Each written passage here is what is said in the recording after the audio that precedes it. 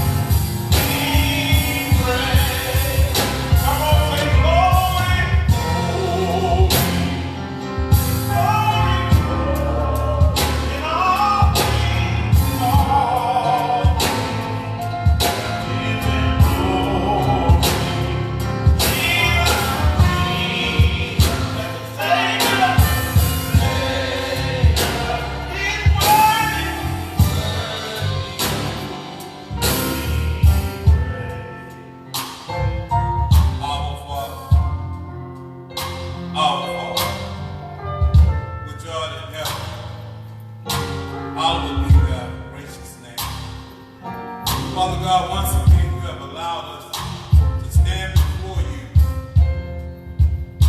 not just to ask of you, Father, but to just say thank you. Father, you've been so good. Each one of us, Father God, and we've been so unworthy. But Father, right now we ask for forgiveness for the times that we haven't done what your holy word says do. We haven't been all that we could be as believers, as Christians, Father God, and then we've done some things that were not agreeing with your holy word. We've sinned and fallen short. And right now, in the name of Jesus, Father, we ask you for forgiveness. Things we've done, some things that we thought, some things that we said. Father, we just ask that you please forgive us. Father, we take this walk daily. We thank you for being alive, Father God, in spite of whatever we're going through. We know you love us, Father God. Beyond a doubt, we know. Father, sometimes we waver in our faith. We act like you don't exist. We act like we don't believe. Father, we're just asking right now in the name of Jesus, please forgive us for being unbelieving, not being who we say we are, for not leading in our home, Father God, not being who we're supposed to be. We're saying things to our children, to our spouses, to our relatives, to our friends, co-workers, Father God, that we're not of you. Said harsh things, Father God. We're asking right now that you would just forgive us, Father God, for those things we said, those ones that we heard. And just on this day, someone said something within the last few minutes that they didn't really mean it, but they said it, Father God. We can't take it back. All we can ask is just forgiveness, Father. And then, Father God, we haven't done what you asked us to do financially, Father God. We did everything and done everything, bought everything, Father God, but then we haven't given our tithe and our offering. Father God, we've fallen short again. Time and time, Father, that you gave us a gift of grace and mercy. Father God, you keep allowing us another chance after another chance. Father, we say thank you. Then, Father, we pray for every church, Father God. We pray for our house of prayer, this church right here. Father, we pray for our pastor, Dr. B.J. Quinn. Each leader, Father God, each officer, each member, Father God, we pray right now, Father, that they were listening right now and then, Father, living what has been taught. And Father, we ask right now that you just continue to let this church stand as it has for so many years, 135, 36 years, Father God, been right here. We know that your holy word and your place of worship will go on. Father God, we can say thank you. And then, Father, touch the one that will come this morning. Minister Courtney, Father God, that will bring the word this morning. Touch him in a mighty way, Father God. Someone will be saved, Father God, that someone will get to want to know you, Father God. That we will take that word, Father God, and take it to heart, live by it, Father. Strengthen him right now as he can. And then, Father, thank you for each ministry, Father God, that's continue on doing ministry, Father God. Father, we just thank you. We're excited to be here this morning. Father, we rebuke Satan in the name of Jesus. Father, he has no place in us, Father God. Father, we know that you'll put us to the test. Sometimes we pass the test, sometimes we fail. Keep loving us, Father God. And that's means so much to each one of us this morning, Father God. Purge us this morning, Father. Many demonic thoughts, Father God, that we may receive your word this morning. We will grow in your holy word, Father God. Thank you for those that have written songs this morning, Father God. I pray, Father, that we worship you. And Father, as we leave this place today, give us craft and grace to return to our home, to our next destination. Father God, we know that healing is taking place right now as we speak. Then forgive us for the time we left you in the hospital room. We left you, Father God, to continue praising you. Or we can call on you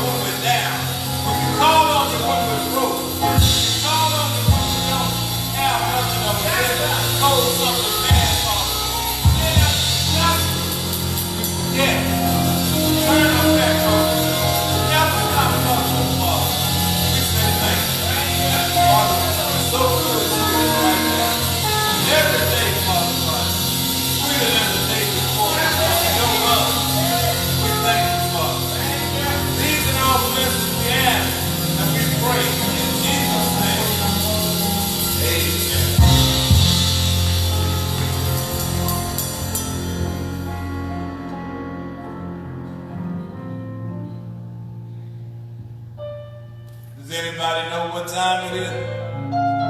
Yes, sir. What time is it? Time to give. It's time to give. For those of you that are at home, you can go to our website, www.ststevensmbc, that's Stevens with an S, mbc.org. And you can give your tithe and offering, and also from your cell phone, you text SSMBC 73256 and follow the directions. You can also give your tithe and offering through your cell phone. I will be reading the offertory statement, which is found in Malachi, the 3rd chapter, verse 8 through 10.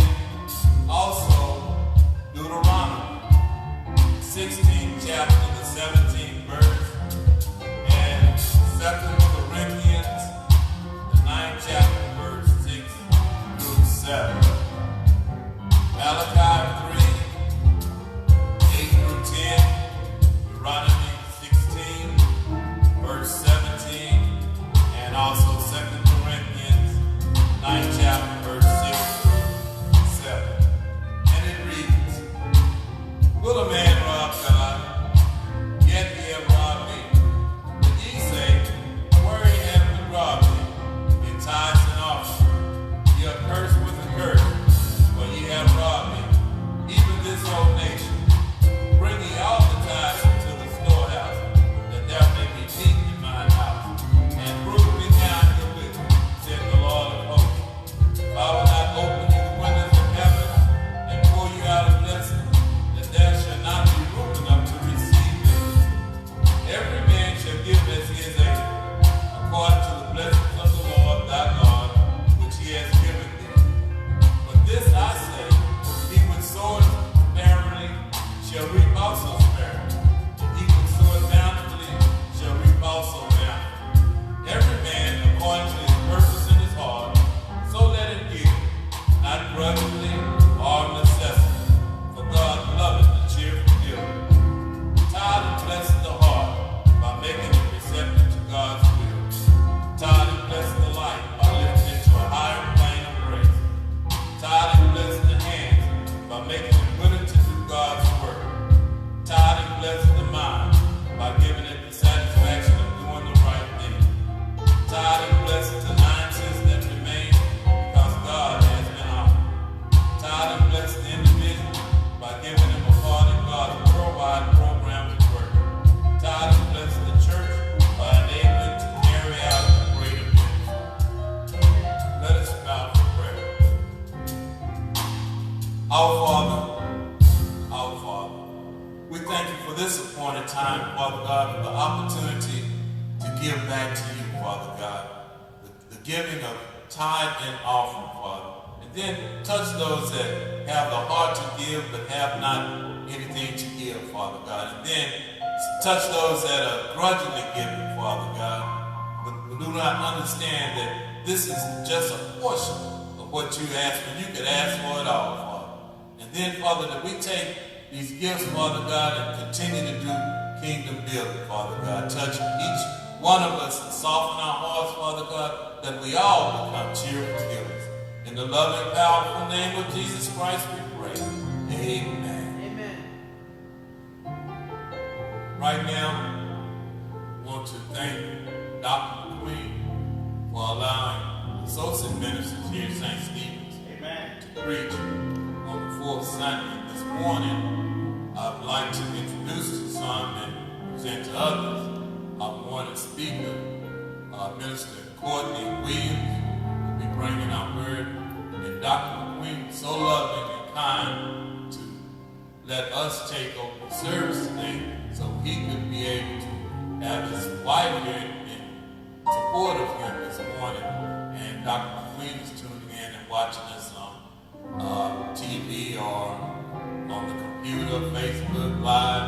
And we do thank you, Dr. McQueen, for allowing us to carry on the service this morning.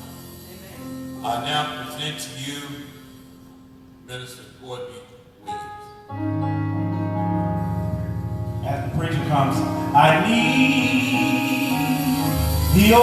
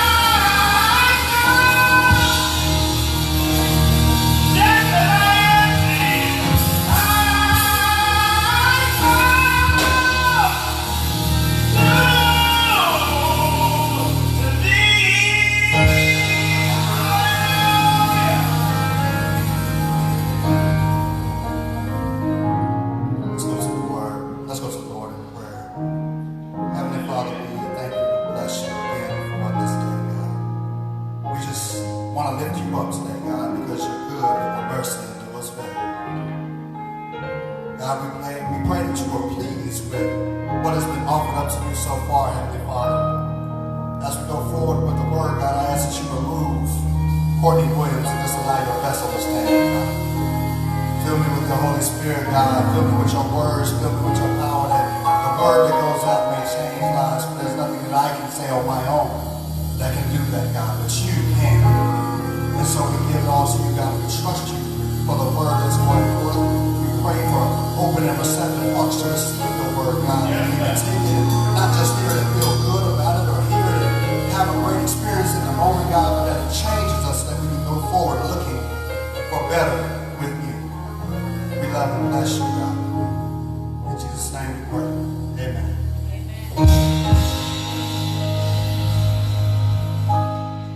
Amen. Amen. Real quickly, I just want to give praise, glory, and honor to God. Give my respects to Pastor Queen for the opportunity to speak behind the desk this morning. I know that it's a privilege, and I take it lightly. I always say it, and I mean it. As an associate minister, we get wrapped up sometimes. We don't get up here as much. So I may have put a lot into my notes. I may be before you're gone. If not, then I will just undersell and over deliver. Amen. I'll try my best not to keep it long. I'll try my best.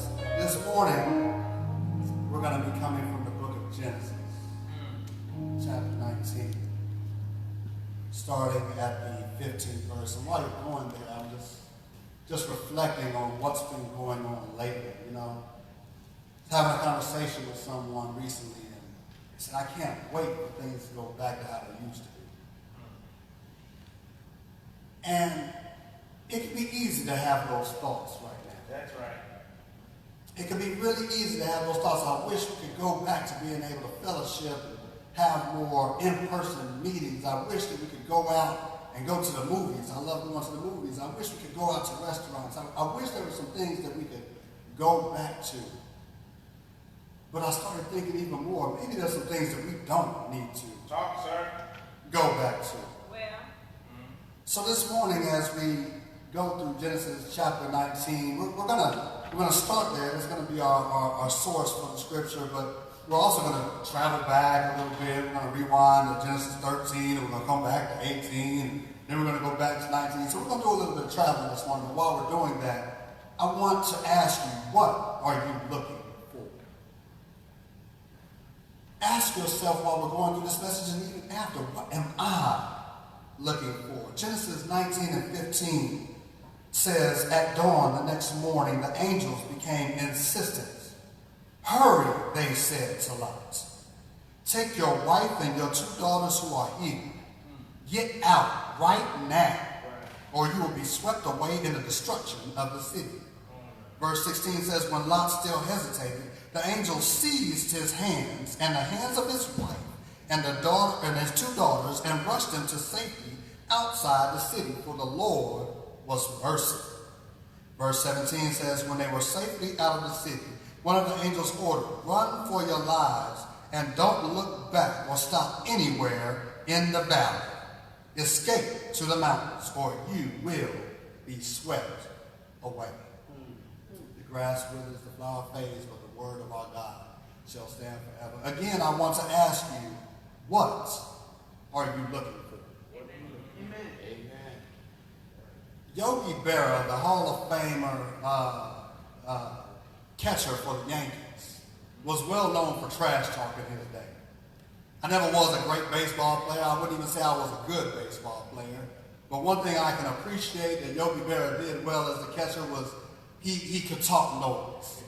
And if you ever played ball with me in the past, whatever sport that I could play or whatever game that I played, whether it be a video game or dominoes or whatever, one thing you know about me is that I love to talk noise. Yes, so I can appreciate someone who loves to talk noise. And Yogi Berra was no stranger to doing stuff. He was a master of doing it. As a matter of fact, sometimes he would talk about people, what they were wearing. He would go as far as crossing the line and talking about people's mamas. He would say whatever he could to take the batter's mind off of his objective at the time. And so in 1957, while he was there doing his duties as a catcher, Hank Aaron of the Braves came up and stepped to the plate. And so he looks at Hank Aaron, and he's getting his signals, and he says to Hank, he says, hey, the writing on your back is the wrong way.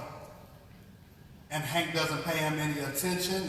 So he goes on and he swings, he misses, he thinks he's accomplished his task. He goes on again. He says, hey man, listen, I'm telling you, the writing on your back is the wrong way. If you don't turn your bat around so that the writing is the wrong way, you're going to mess around and break your back. On the next swing, Hank Aaron hits it. Ball goes out of the field, home run. Hank Aaron runs around the field, runs around the bases, comes around the home plate, gets his home run. They're winning the game. He goes down to the dugout. Before he gets to the dugout, though, he turns to Yogi Berra and he says, I didn't come here to win. You see, it's not easy sometimes to focus on what our task is when someone is trying to distract us. There's a lot of distractions that go on in our day-to-day lives. For many of us, it can be this thing right here, your smartphone. According to a recent article regarding smartphone usage by TechJury.com, there are 3.5 billion smartphone users around the world, which means every third person worldwide owns a smartphone. 77% of Americans have smartphones, and 47% of U.S. smartphone users say they couldn't live without their devices. In 2019, there were 204 billion app downloads worldwide.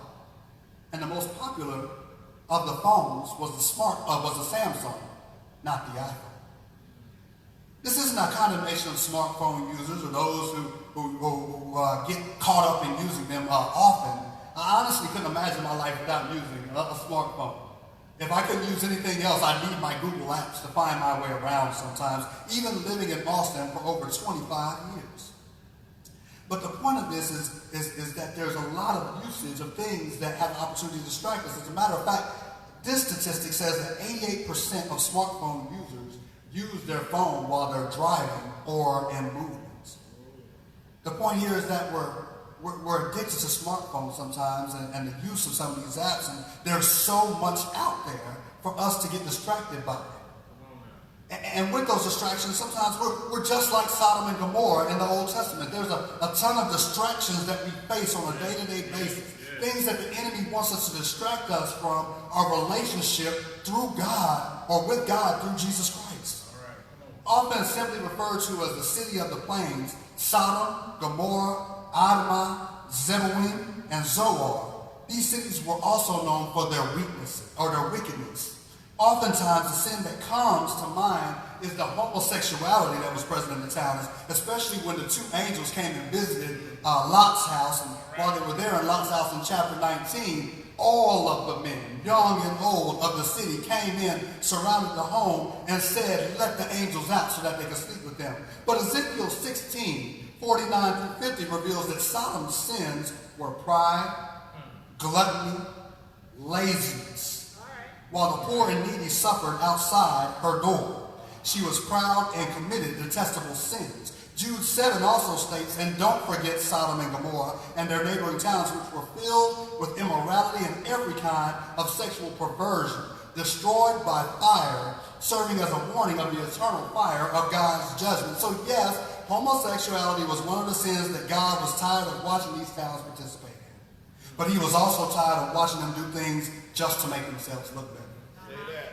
He was tired of watching them boast about their accomplishments. He was tired of the excessive Old Testament style selfies while you're up front and everything else behind you is blurred out. He was tired of the excuses of not being able to do what needs to be done while you could always find time to do what you want to do. He was tired of the mentality that I don't have time or the money to pay my tithes and offering, but I've already planned out what I'm going to do with my stimulus check to stimulate myself. He was tired of people chasing after more for themselves while watching their brothers and sisters go without. He was tired of watching those who are so blessed and highly favored, letting everyone know that they were doing something to help someone else, all while showing someone else at their lowest point while they weren't being willing to show themselves at their lowest point. He was tired of watching them accumulate wealth while ignoring the cries for hunger. The word reveals that God let this build up over time because Genesis 18:20 and Genesis 19:13 says that their sinfulness had become great. It's possible that since 2 Peter 2:7-8 says that even with his shortcomings, that Lot was a righteous man, that he was possibly waiting on Lot to be more effective or more of an influence on the society rather than just being a bystander or a passive participant. Sometimes it feels like as teachers and preachers of the word that we're preaching to the choir. And while this message is for those who are going through a tough time, whether they're saved or not, they're going through a tough decision or a tough transition or even a point of division, I'm going to take a moment to speak to the choir. Because there's a few things in this passage that are critical for us as a church, no matter what church you're a part of, and for us as believers, no matter how much you believe or you think you believe. Because we have to look at this in order for us to assess what we're really looking for. So I'm going to hit my 3 points, switch, and then I'm off the court. Is that all right? Point number 1 comes in the form of a question, and it says, are you looking for your stuff, or are you looking at your source? All right. Point number 1, are you looking for your stuff, or are you looking at your source? Genesis 19:14 says that Lot told his daughter's fiancés, quick, get out of the city, the Lord is about to destroy it. But the young men thought he was joking. Verse 15 says that at dawn, the next morning, the angels became insistent. Hurry, they said to Lot. Take your wife and your 2 daughters who are here. Get out right now or you will be swept away in the destruction of the city. But watch this. Verse 16 starts with 3 little words that have so much impact. But he lingered. All right. But he lingered. Let's just sit right there for a minute. Peter says that Lot was righteous. Genesis tells us that Lot and his family were given safe passage to escape from destruction, and clearly he believed that God would do just what he said he would do because he was able, but he hesitated. If you knew God was about to destroy everything but would give you safety, why would you hesitate? For Lot, if we look at it, we'll see that it was just who he was. You see, this was a land that Lot chose for himself after he and his people had become wealthy through his relationship with Abraham. And it became too much for them to occupy the same land. Abraham was his uncle that he chose to follow. He was the uncle that he was able to prosper under, but it wasn't enough. When Lot makes his choice to choose the cities of the plain in Genesis 13, the scriptures make it clear and foreshadowing that it wouldn't work out well for Lot. But the reality was that with all that God has blessed Lot through, with his following his uncle and his faith, it didn't satisfy the lust of his desires. Lot still wanted more. When he looked out, he saw what looked good, and he saw what looked okay, and he said, I need a little bit more. It was that desire for more that got Lot in a place that he didn't really want to be in, and what almost sent him to an early destruction. You see, Lot was righteous, but he didn't have the calling that Abraham had. He was benefiting from the calling on Abraham's life, but he ultimately wasn't ready to be the influence that Sodom and Gomorrah needed. Are you chasing after stuff or chasing after the source? Amen. Are you looking at what you could have instead of the one that already has it all? Are you willing to risk it all just to have some more stuff when the source is trying to save you? Sometimes we don't want to let stuff go because we'd rather have the guarantee of what we can see. You see, Lot seemed to constantly be swayed by the guarantee of what he could see right now, instead of trusting God that what looks good isn't always God. Amen. In this pandemic, are you holding on to what you used to have instead of trusting God for what he has in store after? Yes. Aside from this pandemic, are you trusting that God can deliver you to something greater, or are you just holding on to that little bit of what you have, even if it's going to destroy you? Is your stuff so important that you don't trust the source for better in your life?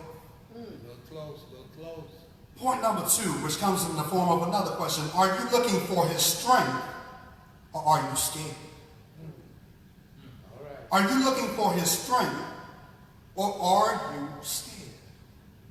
See, Genesis 19 and 17 says, when they were safely out of the city, one of the angels ordered, run for your lives and don't look back or stop anywhere in the valley. Escape to the mountains or you will be swept away.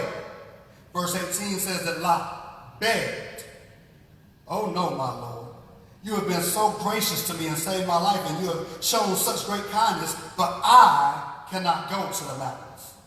Disaster would catch up to me there and I would soon die. How big is your God? How thorough do you believe your God is? You see, this passage and the subsequent verses let us know just how much Lot really knows or doesn't know about God. Amen. Lot's level of faith was on display in his response to the commands of God's messenger. His physical limitations expressed through his request are a direct reflection of how much or how little he trusted God. God gave Lot specific instructions necessary to save his life, and Lot didn't have enough sense to know that if God will send you to it, then he will bring you through it. The problem with Lot wasn't that Lot didn't know God, it's that he never taken a moment to trust God. God told Abraham, who was still Abram in Genesis 12, leave your country, leave your relatives and your father's family, and go to the land that I will show you. I will make you into a great nation. I will bless you and make you famous, and you will be a blessing to others. I will bless those who bless you and curse those who treat you with contempt. All the families on earth will be blessed through you. But then the next verse, verse 4 says, so Abram departed the Lord as the Lord instructed, and Lot went with him. It says that Abraham immediately did what he was told, and then Lot, who wasn't given the command, latched on to him. Everything that Lot was able to experience after that was not because of his obedience, rather it was due to his association. All right. Pay attention though, his association could only take him so far. Yeah. Genesis 19 and 17 says that God's messenger tells Lot to run. Don't look back. Don't stop anywhere and escape to the heights of the mountain. You know, recently I started running again. I got on the scale and I was a little heavier than I intended for the number to show on the scale. I had a number in mind and it showed something different. So I said, I need to go and lose weight because I'm at the heaviest weight that I've ever been. My wife looks at me and says, shut your mouth, baby. You look good. You don't need to run. But I know how I felt. I know how I feel. Even when I can still beat my son at basketball, I know how much harder it feels. I know how much harder it feels when I'm having to work harder to beat him. And so I said, let me get out and run. And so I've been running. And the other day I got out and ran on this long strip of road. And while I was running, I thought I had a pretty good pace. I run with music, so I try and run to the pace of the music.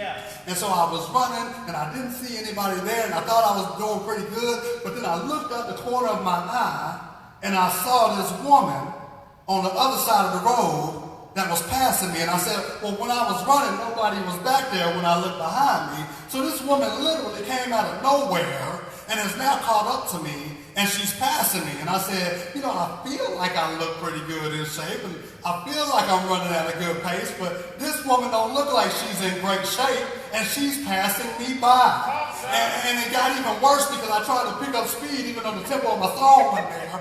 And while I'm picking up speed, she's still passing me, and she's further down the road, and she done got to the intersection, and then she turned, and I'm still looking at the end like, man, it's still that far away. I said to myself, Jesus, I really am in bad shape. And then I realized that in that moment, it didn't matter what I looked like. It didn't matter who I was associated with. It didn't matter what my wife told me. It didn't matter that I looked like I was younger than this young lady. What mattered was that she probably had been exercising and doing this much longer than I had.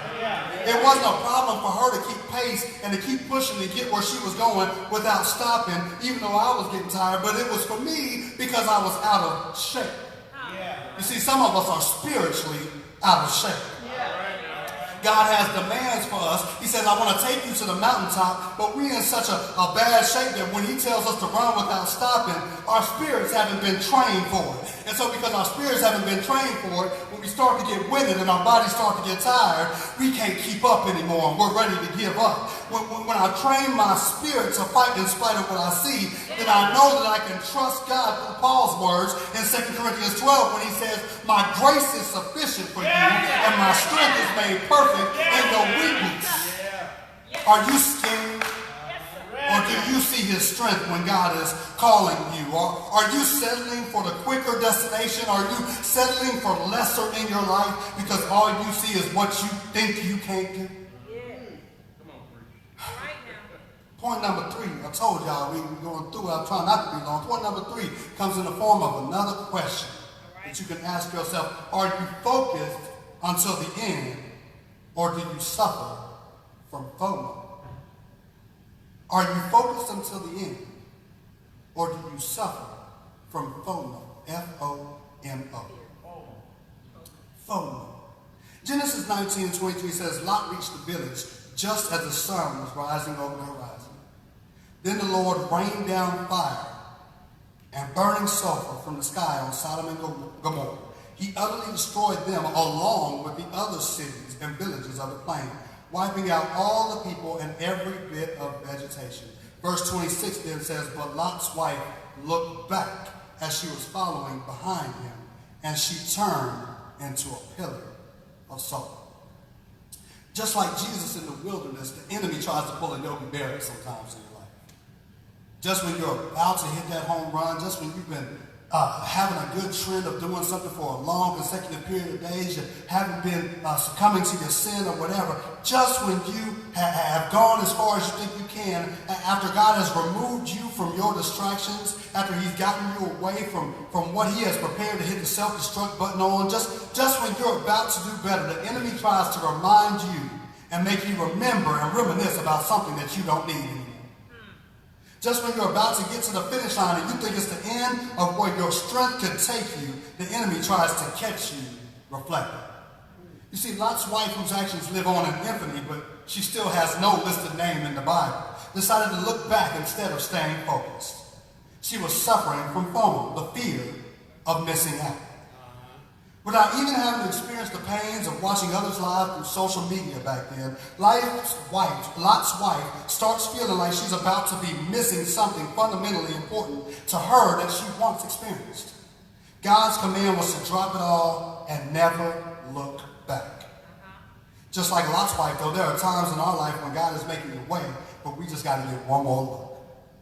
God's allowed some things in our lives to be distanced and cut off in one way or another. Maybe in the past you turn around to just get one more look. Yes, sir. Don't let what you think you're going to miss keep you from missing out on the blessings ahead of you. All right now. I saw someone quoted recently as saying, don't get caught cheating on your future with your past. My goodness. Your past was an affair with an expiration date. Oh my. You shouldn't have any desire in having something in your life that's spoiled. I don't know anybody who wants to go to the refrigerator and drink some spoiled meat or eat some rotten tomatoes. There are some things in your life that should be missing you, and you won't let them because you won't let them go. And turning back to them has made you salty. It's made you salty to what you could have been. It's made you salty on what you could have had. It's made you salty to what you got right now. Stop turning back to things that make you salty. That's not what Jesus meant in Matthew 5 and 13 when he said, you are the salt of the earth. God has allowed some things that you thought were essential in your life, in your home, in your church, in your mind, to be removed through this social distancing. But what are you looking for during this time? Are you looking back or are you looking forward? If you've been changed, if you've been healed, if you've been freed, if you've been delivered, if you found joy, if you found peace, if you found grace, if you found favor, you got to say to yourself and to the things that you're looking at, I won't go back. I can't go back. You got to tell the Lord that because of dying on the cross and rising from the graves for your sin, that you won't go back to the things that used to be before his presence came and changed you. And maybe you haven't been changed yet, but you thought maybe you had. Maybe you thought you repented and you keep on going back. I need you to know that all your guilt, all your sins, they can be forgiven. There can be no more chains of fear. Your past is over.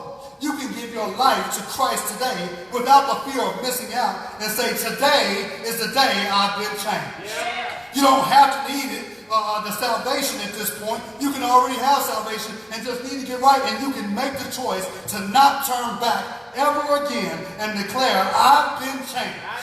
And I've waited for this moment all my life, and I will not let it pass me by. And you can declare, like William McDowell says, I won't go back. I can't go back to the way it used to be before your presence came and changed me. He said, I won't go back. I can't go back to the way it used to be before your presence came and changed me. There are some people in here that need to make a change in their life. There are some people who are socially distanced, who have had some things going on that we don't need to go back to. There are some things that were going on in the church before we had to start shutting some churches down and shutting off some things that we don't need to do no more. We were spending time trying to promote ourselves and getting distracted from who God really was. We were doing a whole lot of talking good, but wasn't doing a whole lot of talking God. Back to God instead of going back to the way things used to be. The whole church used to say it like this though. They say, sign me up for the Christian Jubilee. Write my name on the road. I've been changed since the Lord has lifted me. I want to be ready when Jesus comes. I want to be ready when Jesus comes. What are you looking for? What are you looking for? What are you looking for? Don't get distracted by what is out there. Don't get so close to God's safety for you that when the enemy comes to distract you, you want to take a look back one more time at that thing that used to hold you captive. If it was so good for you, then God would have told you to take it with you when he told you to go. Leave some stuff behind. I don't know what it is in your life, but I know what it is in mine.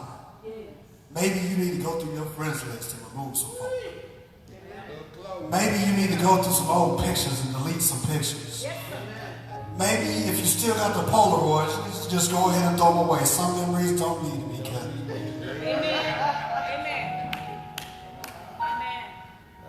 It's the image, it's the look that traps you and makes you think just one more time. And then that one more time turns into another more time. And another more time. Don't let that FOMO take you out. You ain't missing out on nothing. Know your value and let some stuff miss you. Let some people miss you. There's some people that ain't called you, that ain't thought about you through this social distancing. Let them go. They were holding you back anyway. What are you looking for?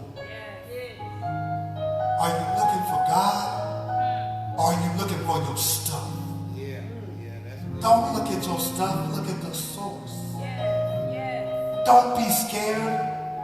Look at your strength in him. And when you don't feel strong enough, know that in your weakness, it is when his strength is made perfect. You can boast in your weakness. You can say, I'm not strong enough. And you can say, thank you, God, for stepping in and being my rock and my strength. Yes, God. But don't let that good old FOMO turn you salty to what God has in store for you. Amen. Someone out there may not know Christ. You may have been invited through social media, through Facebook, through Instagram, through YouTube, through whatever. So watch this. And I pray that something is changing inside of you right now. And if it is, I am praying for you. But I need for you to take that step and start running towards the mountains that God has for you. You may not have felt strong enough, you may not have felt good enough, but God is calling you out of the darkness into his marvelous light. And all you have to do is accept him. Our word tells us that all have sinned and fallen short of the glory of God. But it also tells us that even though the wages of sin are death, the gift of God is eternal life. And you can have that eternal life through Christ Jesus. And all you have to do is in this moment say, I accept you, Jesus Christ, with my heart. I believe that you died and rose again for my sin. I believe that you did that for me, and I accept that gift. All you have to do is speak that. Believe it. And you can have salvation back. If you do what we used to call, or what we still sometimes call backslide, you've been saved, but you backslide. Maybe you slipping, you're falling, and you can't get up like DMX said. God can help you up. He can hold you up, but all you have to do is repent. Repenting says, I'm sorry, God, but I don't want to go back. I can't go back to the way it used to be. I don't want those things to take over me. You can do that now, and we'll pray that with you. If you just need prayer right now, we can pray for you. Put it in the message box, in the comments. Say what your prayer is. You're amongst the community of believers. If you don't want to put all your business out, just say your name and say, I need prayer. And we can lift you up in prayer, and God knows what you need. But just know that we're a praying, believing church, and we'll do it for you. And I believe what the word says, that God will do for you what he says he will do. And he is faithful to complete and perform it until the end.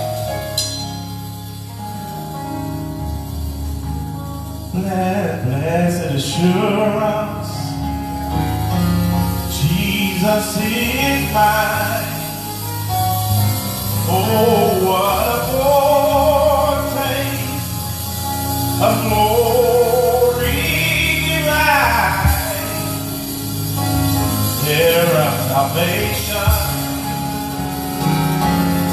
purchase of God, born of his Spirit, washed in his blood. This is my story.